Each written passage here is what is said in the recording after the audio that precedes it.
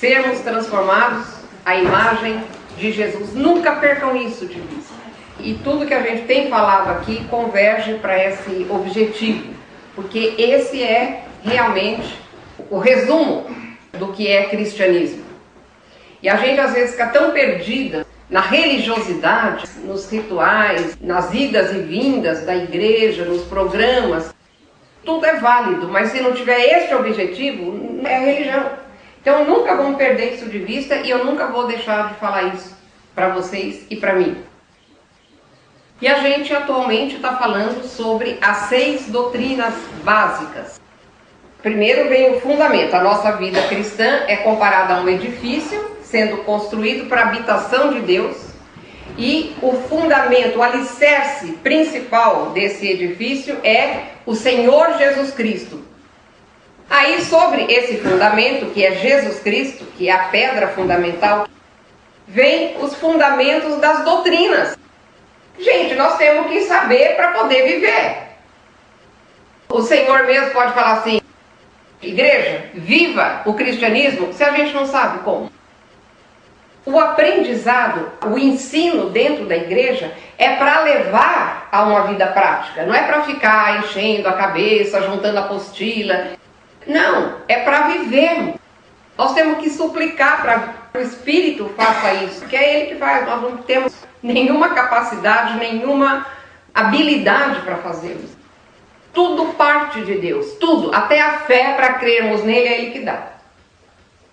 Agora, como é que isso funciona? O mecanismo disso só vamos entender no céu.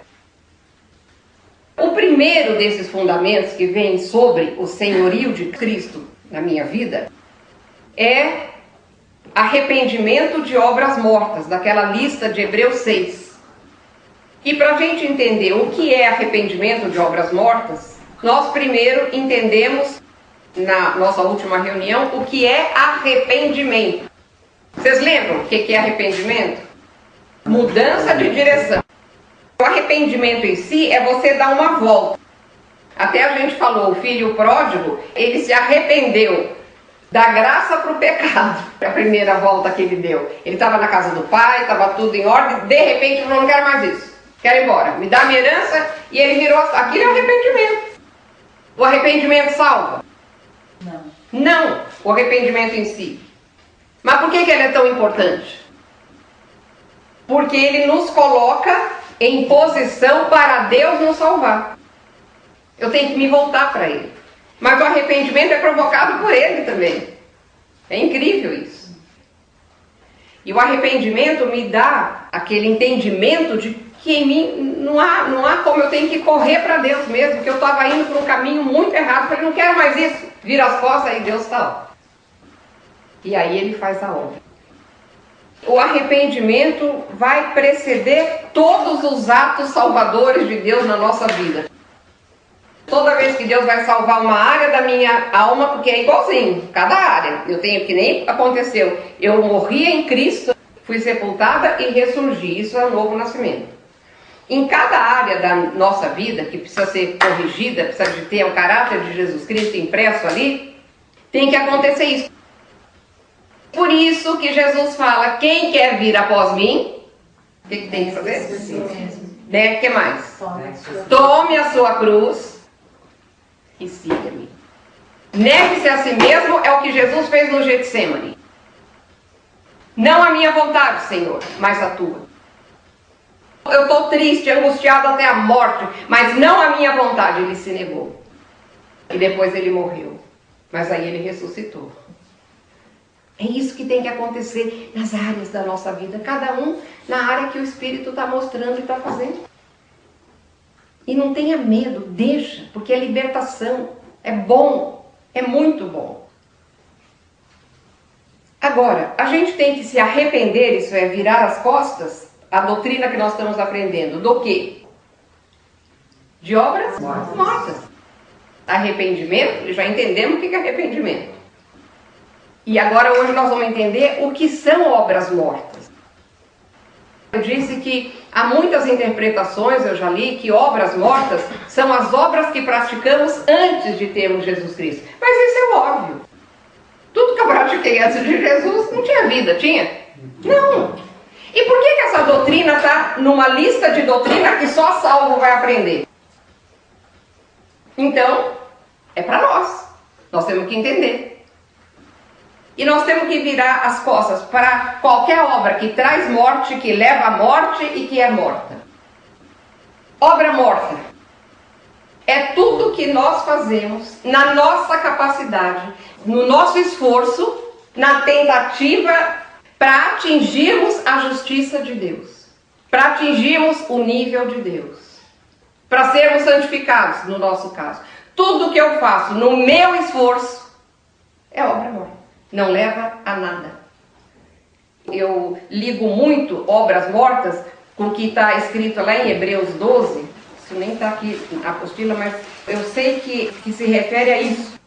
Capítulo 12 de Hebreus, depois de ter falado de todo o exemplo de fé dos personagens do Velho Testamento, o capítulo 12 começa assim: portanto, essa palavra está ligando tudo que vai falar agora com o que foi falado.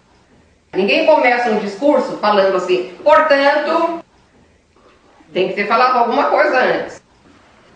Choveu a manhã inteira, portanto, gente, eu só tinha que atrasar. O portanto tem que ter uma ligação anterior. Então, quando fala portanto, você olha o que está atrás. Então, olha o que vem antes. Quando você estiver lendo a Bíblia. Portanto, também nós, visto que temos a rodear-nos tão grande nuvem de testemunhas, quer dizer, todos esses exemplos de fé que foi falado aqui em Hebreus 11, desembaraçando-nos de todo peso. Para mim, esse peso são as obras mortas que a gente faz. Porque depois tem e de que mais? Do pecado. Do pecado que tenazmente nos assedia. O pecado continua assediando. Mas tem um peso. Tem a clássica figura do navio. O navio novo vai mais rápido. Depois de muito tempo no mar, tem que haver uma limpeza em barco e navio. Por quê? Gruda tanta coisa no casco do navio que ele vai mais devagar, pesa. Aí tem que limpar. E é isso que a gente faz. Nós vamos carregando tanto peso, tanta lei, tanta obra morta. Ai, vai ficando difícil. Eu tenho certeza que isso aqui se refere a obras mortas. É uma doutrina marciana, mas eu acho que essa está certa. Obra morta é isso, as nossas tentativas, no nosso esforço, na nossa mente, achando que nós sabemos, que a gente pode bolar, que a gente pode fazer, e a gente não chega lá. Obra morta também é tentar fazer a vontade de Deus sem sair da nossa vontade. Isso é obra morta também. Nós vamos ver várias coisas que são obras mortas. Por quê? Porque não dá vida. Não traz a vida de Deus para minha alma. Não traz a vida de Deus para minha vida. Eu fico patinando. Abre em Marcos 7. Um exemplo do que eu estou falando. Tentar fazer a vontade de Deus sem sair da minha vontade. Eu fico dando um jeitinho. Capítulo 7, verso 6. Jesus está repreendendo, falando da tradição dos homens. E aqui nos versos 6... diz assim, os fariseus, seus discípulos não lavam as mãos para comer. Podia fazer o pecar o tanto que quiser, mas tinha que lavar a mão para comer. Obra morta. O que adianta lavar a mão? É ótimo para a saúde, é bom para a higiene. Mas o que adianta isso? Lavar as mãos era um ato santo de religião. É obra morta. Bem profetizou Isaías a respeito de vós, hipócritas. Como está escrito, este povo honra-me com os lábios, mas o seu coração está longe de mim. E em vão me adoram, ensinando doutrinas que são preceitos de homens. Negligenciando o mandamento de Deus, presta bem atenção no que nós estamos lendo. Negligenciando, quer dizer, deixando de lado, não ligando. O mandamento de Deus, guardais a tradição dos homens. Quer dizer, vocês deixam o mandamento de Deus de lado e guardam a tradição dos homens.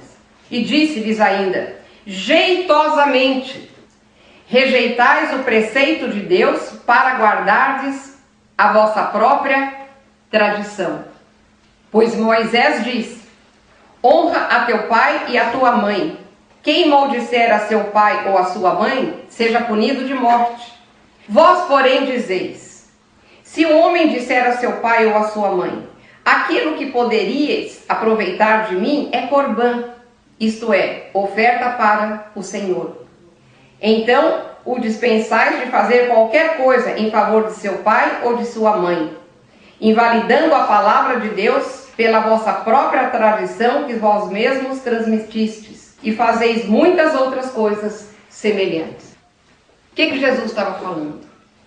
Que, em vez de honrar pai e mãe, como manda o mandamento, os judeus falavam assim: ah, sabe, isso aqui era para vocês, mas eu vou oferecer para Deus, é santo para Deus. Então eles davam um jeito, eles desonravam pai e mãe, com uma desculpa religiosa. Corbã significa oferta. Não posso te ajudar, porque isso aqui é oferta para o Senhor. Eu podia te ajudar, mas eu tenho que dar o dízimo, não posso. Eu não posso fazer companhia e ajudar o Senhor, porque hoje é o dia de eu guardar. Não quero fazer aquilo, então eu dou uma desculpa. Mas sempre uma desculpa religiosa, que parece uma coisa boa de Deus, é a minha desculpa para não fazer o que o mandamento mandava. Esse é o problema. É disso que nós estamos falando jeitosamente. Vocês viram? Vocês dão um jeito de fazer a vontade de vocês, não fazendo a vontade de Deus. É obra morta. Às vezes a gente dá um jeito de fazer a coisa religiosa, mas sem sair da minha vontade. Outra coisa comum que cai na lista de obras mortas é quando a gente substitui o relacionamento pessoal com Deus pela Bíblia. Olha que perigo. Nada pode substituir o relacionamento pessoal com Deus. Às vezes a gente lê salmos e pronto, já fiz a minha hora com Deus. Eu já li o salmo, não lembro mais nada, mas eu tiquei. Isso é trocar o relacionamento por um ato religioso. Já fiz a minha horinha silenciosa, não lembro mais do que eu li, não fez efeito na minha vida, não transformou minha vida, não me aproximou de Deus, mas eu fiz. Teve algumas igrejas, uma época, parece que era moda, não sei se ainda é, porque tem moda, né, no meio cristão, que era de ler proclamações, orações de cobertura, não sei se ainda existe isso. Eram proclamações, vinha tudo escrito. Para proteção, para libertação, para isso, para aquilo. Você lia aquilo lá, né? Como papagaio, não tem efeito diante de Deus. Agora, se você pegar um salmo e realmente meditar, entender mais, para se aproximar mais de Deus, mas aquela coisa de papagaio e já tiquei, é obra morta. Eu já falei bastante aqui sobre isso, mas mais uma vez eu vou falar. 95% dos jejuns praticados dentro da igreja é obra morta. Ah, então não é para jejuar? É para jejuar. Mas como você jejua? Com que intenção você jejua? Jejum não é suborno. Jejum não é um preço pago a Deus. Estou jejuando pela conversão do meu marido. Estou jejuando pela compra de uma casa nova. Já ouvi isso.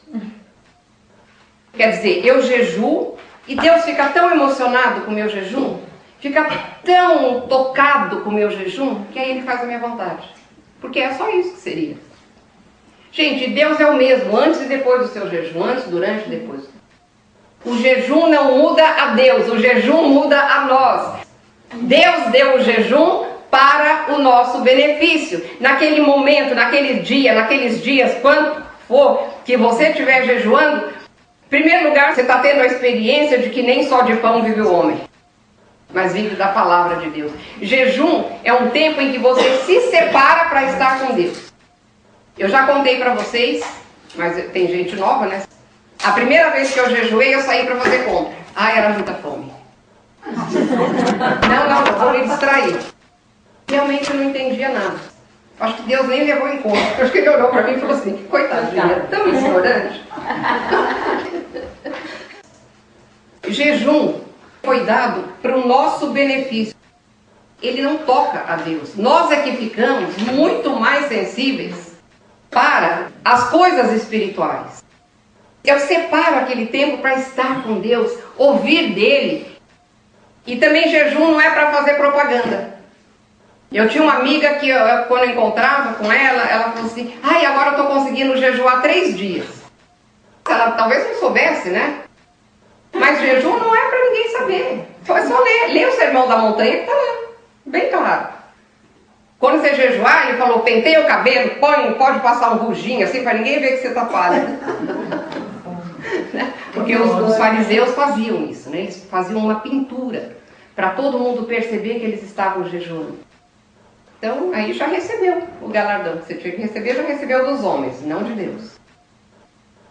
Quando fala obra morta, é alguma coisa feita pelo homem nesse campo espiritual.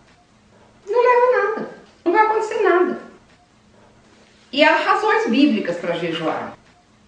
Em guerra espiritual, para você discernir o que está acontecendo, de onde está vindo, é bom. Em tempos de decisão que você precisa de um discernimento, é bom. Você sente a convocação do Espírito, às vezes, para você jejuar. Para expulsar certas castas de demônios, Jesus falou, essa casta de demônios só expulsa, mas o Espírito vai te falar. Isso vem do seu relacionamento, você vai ter esse discernimento. Você não vai achar isso numa lista. Buscar a direção de Deus. Isaías 58 traz uma excelente instrução para jejum. Isaías 58. Deus está chamando a atenção de Israel mais uma vez, através do profeta. E ele começa assim, o profeta. Clama a plenos pulmões, não te detenhas, ergue a voz como a trombeta e anuncia ao meu povo a sua transgressão e à casa de Jacó os seus pecados. Mesmo neste estado, ainda me procuram dia a dia, quer dizer, mesmo em pecado, me procuram dia a dia. Tem prazer em saber os meus caminhos, como o povo que pratica a justiça e não deixa o direito do seu Deus. Pergunto-me pelos direitos da justiça, tem prazer em chegar-se a Deus, dizendo, por que jejuamos nós? E tu não atentas para isso. Eles vão para Deus para apontar o dedo para Deus, né? Por que afligimos a nossa alma e tu não o levas em conta?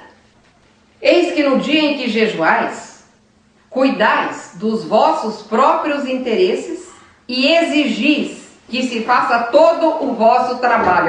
É o mesmo caso que nós lemos do Corban. Ai, hoje eu estou jejuando. Você podia ir pegar os meninos na escola? Você podia ir em casa fazer meu almoço porque eu estou jejuando? Eis que jejuais para contendas e rixas e para ferirdes com punho iníquo. Jejuando assim como hoje, não se fará ouvir a vossa voz no alto. Seria este o jejum que escolhi. Que o homem um dia aflija a sua alma, incline a sua cabeça como um junco e estenda debaixo de si pano de saco e cinza? Chamarias tu a isto jejum e dia aceitável ao Senhor?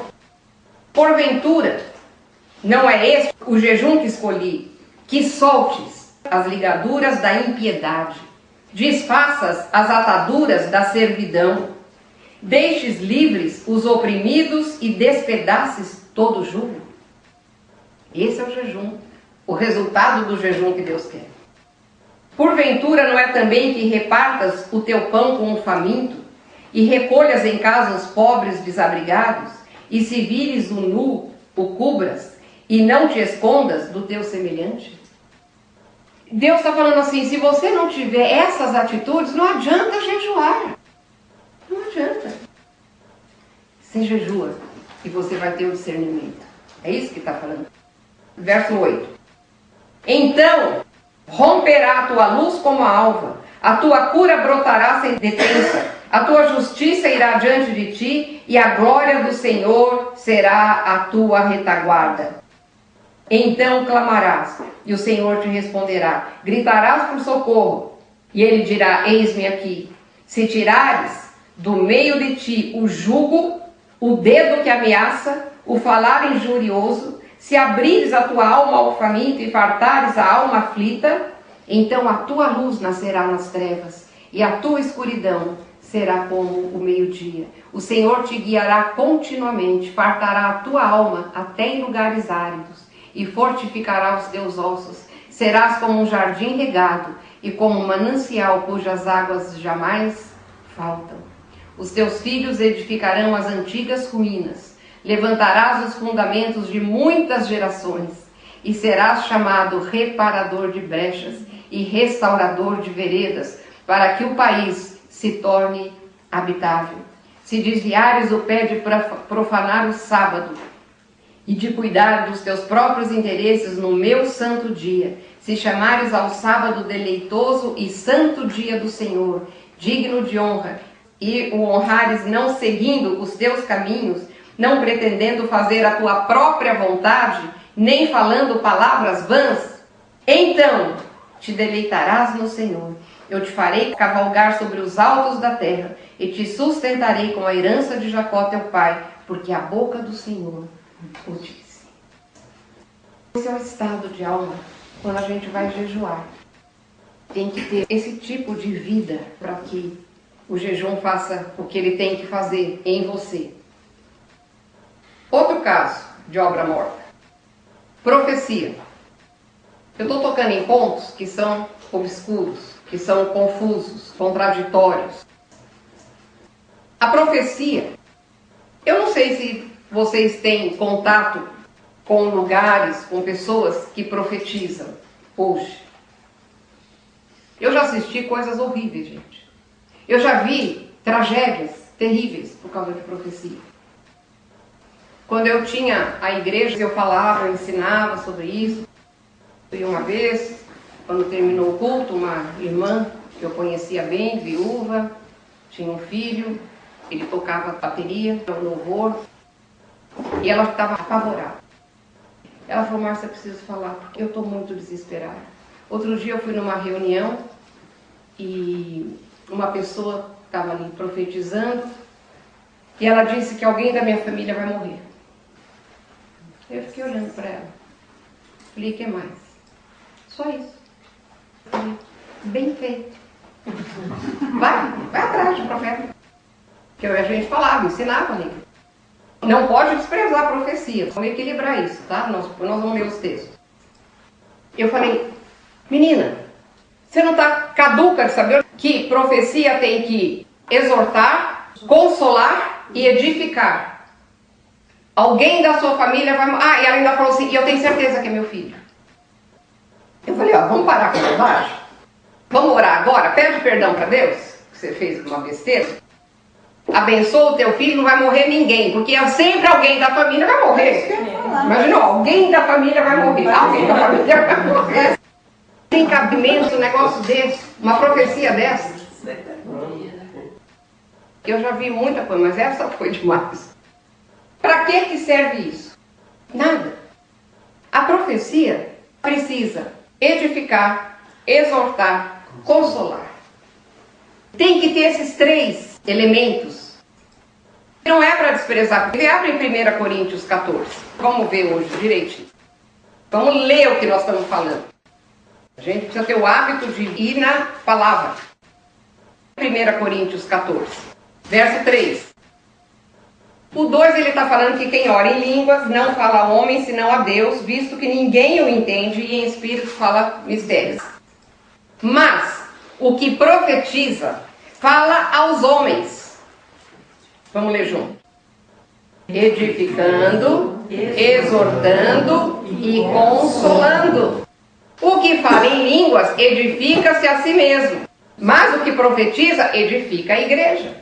E ele fala: eu quero que vocês todos falem em língua, eu prefiro que vocês profetizem. A não ser, depois ele fala, que tenha interpretação, para que a igreja seja edificada. Imaginou se eu começar a falar em línguas aqui? Sem tradução? Vai acontecer nada. Nada. Pode até haver escândalo. Coríntios 14 é tão claro com tudo isso, né? Porque o profeta do Novo Testamento, ele é diferente do profeta do Velho. O profeta do Velho Testamento, o que ele fazia? Ele era a boca de Deus para a nação. O profeta falava, até o rei tinha que obedecer. Porque ele era a boca de Deus. Deus não habitava nas pessoas. Lembra que eu estou sempre falando, no Velho Testamento habitava em quem? E temporário, podia sair. Nos reis, nos profetas e nos sacerdotes. Para equipá-los a levar aquele povo. Então o profeta do Velho Testamento falava e até o rei tinha que ouvir. Agora no Novo, nós temos a habitação do Espírito. Eu não preciso de correr na profeta ou no profeta. Não sei porque geralmente é a profeta. Eu correr para saber o que Deus tem que me falar. Ele fala para mim. Porque o Espírito habita em mim. E Ele fala no meu espírito. Agora, muitas vezes, Ele confirma através de um outro irmão. Isso sim. Mas quando eu recebo uma profecia, eu já recebi, irmãos, um monte. Quando eu recebo uma profecia que nunca passou pela minha cabeça, nada. Se for muita besteira, que essa minha irmã lá da igreja, você joga no lixo. Mas se não, você guarda que nem Maria, guarda no coração. Não pode desprezar a profecia, nós vamos ler isso. E quando a pessoa, foi uma vez um profeta lá no Bola, ele profetizou assim em público para várias pessoas e ele descrevia assim, detalhes. Por exemplo, uma amiga minha, ele falou, hoje, quando você estava lavando a salada na sua casa e estava pensando, blá blá blá, não lembro o que, era exatamente o que tinha acontecido. Então pode acontecer, por isso que não pode desprezar, mas tem que julgar. Julgar como assim? Questionar? Não é questionar. Eu vou fazer isso aqui para vocês. O propósito final da verdadeira profecia é tríplice: edificar, consolar e exortar. Qualquer profecia que não contenha, não é verdadeira. Toda profecia verdadeira sempre concorda com o Espírito e com a letra das Escrituras. O Espírito Santo não se contradiz. Por exemplo, que eu sei que é um problema, divórcio, separação. A Bíblia é muito clara. Não é para separar. Deus odeia o divórcio. A não ser em casos de infidelidade. Se você é do Senhor. Isso aqui é para quem é de Deus. E uma vez, uma pessoa chegou na minha casa. Estava há anos na igreja e era casada. Uma moça muito instruída. Toda hora para viajar para a Europa, para trabalho. Ela chegou para falar que ela ia separar do marido porque ela tinha recebido uma palavra de Deus que era para separar. Eu falei, você desculpa, mas essa palavra não é de Deus. Seu marido te traiu, seu marido te bate, é drogado, pega a faca, vai te matar. Não, mas sabe, eu casei errado. Agora que eu tô vendo, meu casamento é muito desinteressante, meu casamento é triste. E agora eu recebi a palavra do profeta que é para eu separar. E é completamente contra o que a palavra fala. O Espírito não se contradiz. E eu dei uma dura, né? Vocês me conhecem, abri a Bíblia. A moça sumiu da igreja, sumiu de tudo. Mas eu não podia falar o contrário, para ser simpática e agradável. Tem igreja que dá um jeitinho em tudo para não perder o membro da igreja. Principalmente se ele for rico. Sente assim de falar alguma coisa para alguma pessoa? Fale. Espera um pouquinho. Tem o dom de profeta dos 5 ministérios. E esse é mais de exortar, mas também é de... Sabe os letos que vieram para o Brasil e fundaram Nova Odessa? Sabe como é que eles vieram para o Brasil? Por uma profecia. Antes do comunismo chegar lá. Eles vieram e ficaram livres. Foi uma profecia. Mas a profecia, geralmente, esse profeta dos 5 ministérios, é para a igreja, entendeu? Às vezes você está em dúvida. Eu tenho um amigo que ele é muito sério. Ele é desembargador também, mas ele é pastor, ele quer ter igreja, ele é um homem muito ativo, tanto no campo intelectual, porque ele escreve livros, ele é um dos maiores autores do Brasil em direito, eu acho que é direito comercial. Ele chama Ricardo Negrão. Até o nome, mora em Campinas. Ele estava numa igreja. Tinha anos que ele estava naquela igreja. E ele e a mulher dele, que também é muito ativa, falam muito no... Acho que você conheceu o Ricardo Negrão, nos Ruiz, né? Você conhece essa história dele? Não.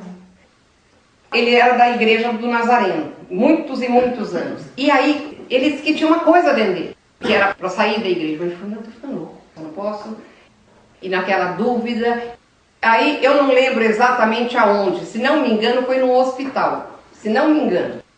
E ele encontrou uma pessoa que ele nunca tinha visto na vida, no corredor. Aí ele passou pela pessoa assim, aí a pessoa voltou, ficou olhando. Ele falou, olha, eu tenho que te falar. Aquilo que está no seu coração é de Deus, faça. Você entende? E deu tudo certo. Era uma confirmação, ele estava em dúvida. Então Deus usa uma confirmação, mas já estava lá. Estava lá. Profecia a gente tem que julgar. Outra coisa, toda verdadeira profecia exalta e glorifica Jesus Cristo e dá a ele completa proeminência. Não chama atenção para o profeta. É para Jesus, glorifica o nome de Jesus. A verdadeira profecia produz fruto em caráter e conduta, ela leva a alguma coisa. Aquele profeta é o profeta que leva a igreja, exorta, consola, fala. E às vezes acontece isso, como o caso dos lepros, como o caso do Ricardo Negrão. Que a Bíblia diferencia o profeta e pessoas que profetizam. Que são esses casos pontuais assim. O profeta não. Mas tem as pessoas que profetizam. Lá em Atos fala que Ágabo era profeta. E foi Ágabo que falou para Paulo que se ele fosse para Jerusalém, ele seria preso e tal. Falou de tudo. Depois, um pouquinho para diante ou para trás, fala assim, que Filipe tinha 3 filhas ou 5 filhas que profetizavam. Então tem pessoas que profetizam nessa emergência de Deus, de confirmar. Você ir numa reunião... Porque lá tem um profeta e você fica doido para ele falar alguma coisa para você, vai no cigano. Vai na bola de cristal. Não desonra Deus. Já vai de uma vez. Por que eu estou falando? Por causa dessas loucuradas, a gente fica afastada do verdadeiro dom da profecia. Eu fiquei anos afastada de um monte de coisa que são de Deus, mas eu falo, isso aqui não é de Deus, é do diabo. Olha aí, tudo errado. A gente precisa de ir na palavra e ficar com a palavra. Também não ficar dando chave de braço para falar que hoje não tem profecia, como eu já cansei de ouvir, que hoje não tem cura, que hoje não tem não sei o quê. Não, tem. Jesus cura. Tem tudo isso ainda. Mas é do tempo dele, do jeito dele, na soberania dele. Se a profecia contém predições concernentes ao futuro e essas não se cumprirem, não veio de Deus. Sabe, tem profeta que fala assim, daqui 32 dias você vai entrar no seu escritório e o seu chefe vai estar com sua promoção na mesa. Anota, hoje é dia 1º, 32, deixa eu ver, tem 30, dia 2. Ainda que uma profecia contenha predições corretas ou revelações sobrenaturais, pode não ser de Deus, se seus efeitos promovem desobediência contra Deus e a sua palavra. Porque há espíritos... Gente, todo dom de Deus é imitado pelas trevas. Todo dom de Deus é imitado pelas trevas. Então não é porque as trevas fazem que você também não quer o de Deus. Né? Como diz o americano, não vai jogar a água e o bebê fora. Dá banho no bebê, joga a água suja fora. O bebê fica com você, não joga tudo. A verdadeira profecia dada pelo Espírito Santo produz liberdade e não escravidão. Ela nunca promoverá ditadura espiritual. O caso dessa moça que eu contei, dessa senhora, ela estava apavorada, ela estava em medo, ela ficou presa, ela ficou amarrada com aquele pensamento que o filho ia morrer. A verdadeira profecia sempre injetará vida nova numa reunião que se harmoniza com todos os propósitos de Deus. Ela traz vida, porque ela consola, ela edifica. E a verdadeira profecia dada pelo Espírito Santo é testada pelo próprio Espírito Santo dentro de cada cristão que a ouve. Este teste é subjetivo, é claro. Abre 1 Tessalonicenses. O último capítulo, capítulo 5. Paulo termina essa carta dando vários conselhos, mas é interessante que é tudo no imperativo. E eu quero começar no 16, do 5 de 1 Tessalonicenses. Regozijai-vos sempre, orai sem cessar. Em tudo dai graças, porque esta é a vontade de Deus em Cristo Jesus para convosco. Não apagueis o Espírito. E o 20? Não desprezeis as profecias. Julgai todas as coisas. Julgai todas as coisas. Retende o que é bom. Abstende-vos de toda forma de mal. Julgai, tem que julgar a profecia. Não pode engolir tudo, mas também não pode expressar. Quer ver que lindo? Atos 15. Atos 15, verso 30. Os que foram enviados desceram logo para Antioquia e, tendo reunido a comunidade, entregaram a epístola. Estava aquela confusão de o que come, o que proíbe. Aquela coisa que nós vimos, acho que a semana passada. Então agora eles foram para Antioquia e entregaram a epístola para a igreja para saber o que tinha que fazer. Quando leram, sobremaneira se alegraram pelo conforto recebido. Judas e Silas, que eram também profetas, o que eles fizeram? Com muitos conselhos e os fortaleceram. Isso aqui é um profeta agindo dentro da igreja. Consolaram com muitos conselhos e fortaleceram. O profeta do Velho Testamento era a voz de Deus, falava, era Deus falando e dirigindo a nação. No Novo Testamento, todos nós temos o Espírito em nós. Ele fala conosco, mas às vezes a gente não entende direito, então ele confirma, às vezes, através de um irmão. Volta para 1 Coríntios 14, verso 29. Verso 29 de 1 Coríntios 14 diz assim: tratando-se de profetas, falem apenas 2 ou 3 e os outros julguem. Se, porém, vier revelação a outrem que esteja sentado, cale-se o primeiro, porque todos, olha que interessante, todos podereis profetizar, um após outro, para todos aprenderem e serem consolados. Dentro desse aprender tem o edificar. Quer dizer, tem que trazer alguma coisa para aprender e para consolar.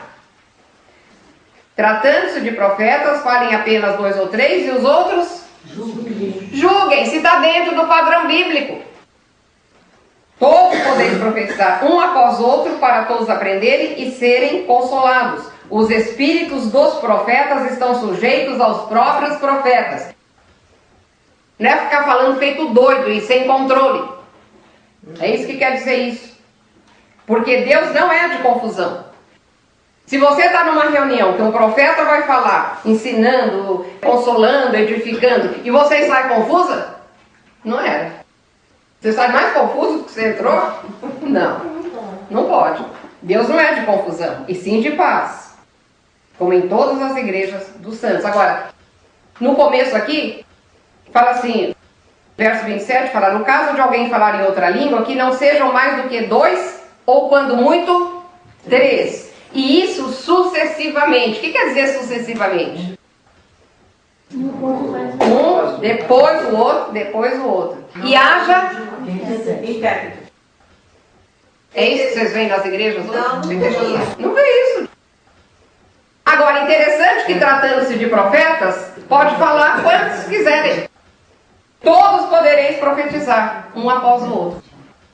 Agora a língua não, era só 2, no máximo 3, de um em um, e se tiver intérprete. Ah, sim.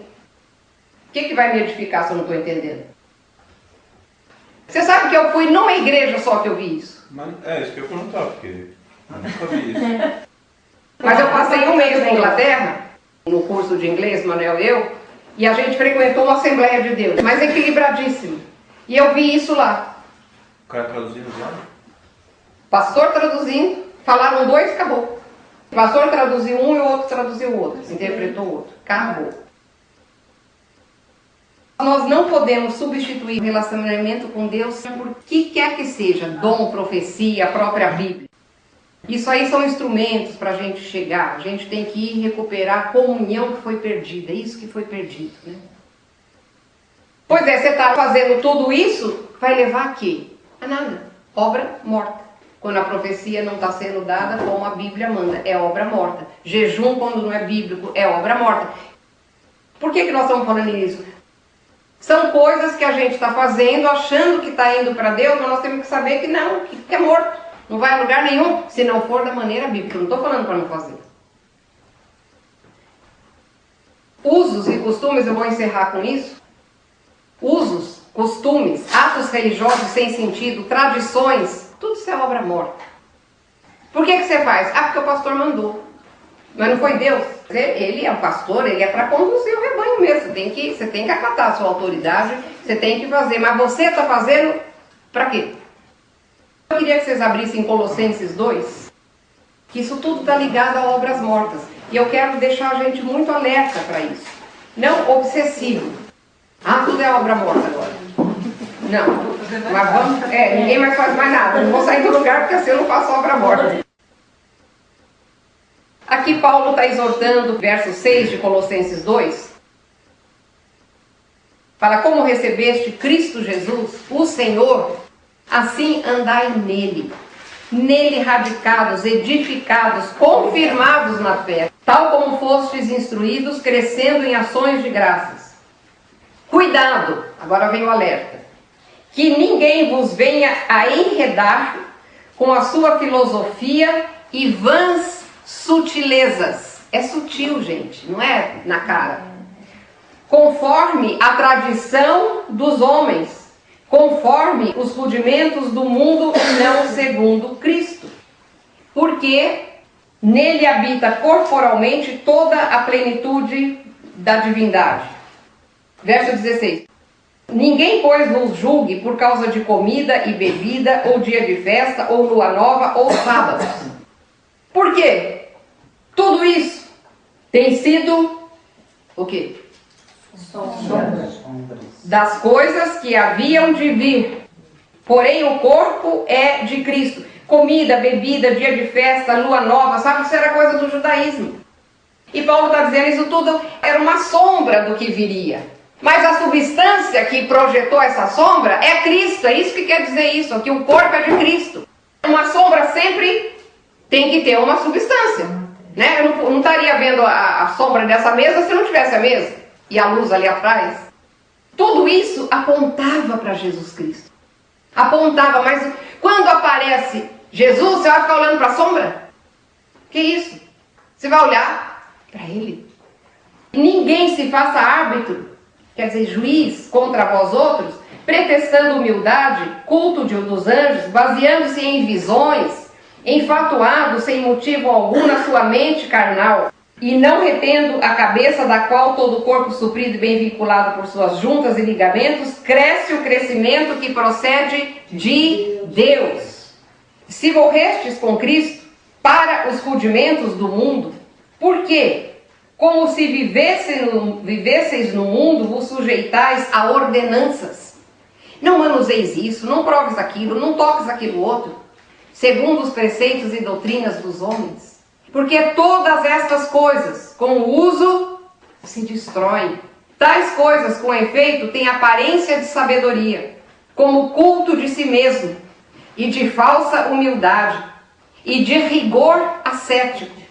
Todavia, presta atenção, igreja, todavia, nada do que você faz com regras e rituais e coisas que você faz achando que aquilo vai melhorar você diante de Deus, que aquilo vai transformar você em Jesus, nada disso não tem valor algum contra a sensualidade. E sensualidade aqui não quer dizer só sexo, quer dizer tudo que é da carne.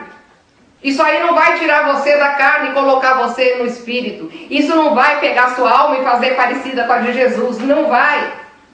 Porque é coisa de homem, é tradição. Eu faço uma intenção de não fazer não sei o que, mas desligado de tudo de Deus. Olha, eu conheço gente que fala assim, estou fazendo jejum de doce para emagrecer. Já vi. Jejum é abstinência de alimento. Não tem esse negócio de jejum de televisão, jejum disso, jejum daquilo, não. Não tem nada disso. Jejum é jejum. É abstinência de alimento. Agora, se você falar assim, eu vou ficar sem ver televisão por um mês, glória a Deus. Sorte tua. Sorte tua é outra coisa. Senhor, me dá força. Então é isso aí. Só o 3:1. Porque se fostes ressuscitados juntamente com Cristo, buscai as coisas lá do alto, onde Cristo vive, assentado à direita de Deus. Para de ritual. Para de ouvir isso, ouvir aquilo, fazer isso, porque depois você não sabe aonde está, porque você não está acostumado a verificar na Bíblia. É isso que nós temos que fazer. E fazer o que o Senhor quer. Mas é o Espírito que transforma lá dentro. Quando eu sei que é uma coisa que não agrada a Deus, eu chego para Ele e falo, Senhor, eu gosto disso, mas eu sei que o Senhor não gosta, arranca da minha vida. E Ele arranca. Até você, que horror, você não faz porque, não é porque está na lista, porque você tomou horror daquilo. É assim que a gente é santificado. É assim que o caráter de Cristo vem a nós. Acredita que Ele faz isso. É Ele que opera o querer e o realizar. Ó Deus, como nós precisamos da ação do Teu Espírito para realmente andarmos aqui num mundo tão difícil, Senhor. Tão cheio de pressões para que deixemos os Teus princípios, as Tuas leis, os Teus mandamentos. Ó Deus, socorre a Tua igreja, Senhor. Pai, nós queremos pedir que o Senhor abençoe as igrejas aqui representadas, a Tua igreja, as que realmente se dispõem a Te seguir, Senhor. Pedimos que o Senhor abençoe poderosamente, com a Tua graça, os líderes dessas igrejas. Que o Senhor abra os olhos, Pai, nossos e desses líderes, para que eles vão para o objetivo da vida cristã, Senhor. Em nome de Jesus, nós clamamos essa noite pela Tua igreja. Clamamos pela Tua igreja, pelas nossas vidas nesse sentido. Que o Senhor realmente nos transforme à imagem de Jesus. É isso que nós queremos. Usa, Pai, o que foi dito da Tua palavra esta noite. Grava no coração. Queima o coração. Lembra, Senhor, pelo Teu Espírito, o que foi falado da Tua palavra, não o que veio da carne. Perdão se veio coisas da carne. Usa a Tua palavra como água para nos lavar, Senhor. Usa a Tua palavra como fogo para nos vivificar, nos animar, nos encorajar, nos alegrar, Senhor. Pai, que se algum coração aqui está triste, Pai, alegra, porque a alegria do Senhor é a nossa força. E não é a alegria do mundo, alegra esse coração, Senhor. Alegra o nosso coração. Nós Te pedimos em concordância essa noite. Em nome do Senhor Jesus.